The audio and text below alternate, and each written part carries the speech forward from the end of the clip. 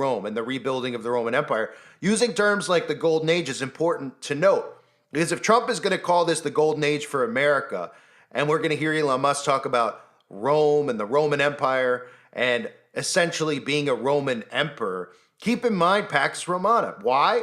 Because what occurred during that period? Well, territorial expansion occurred. You can see this map. This is the extent of the Roman Empire under Augustus.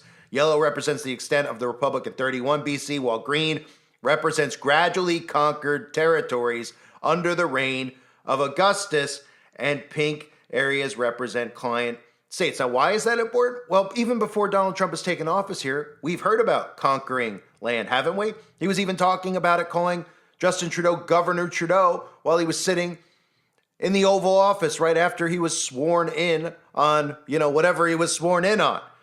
And he said, should Canada be the 51st state? What's the other thing we've heard about Trump? Greenland, the Panama Canal. Do you see the correlation between the two here? Talking about the Roman Empire under Augustus and expansion in the Golden Age.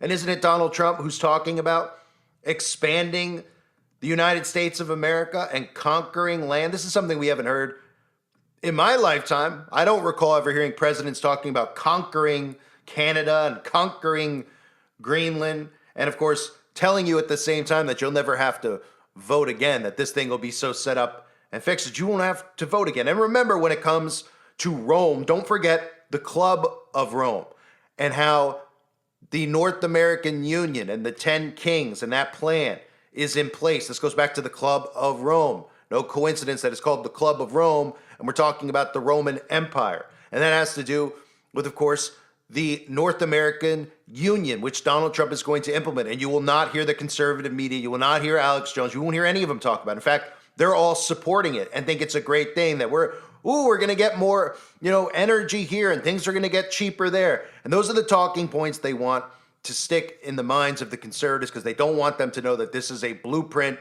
for a new world order that they're supporting.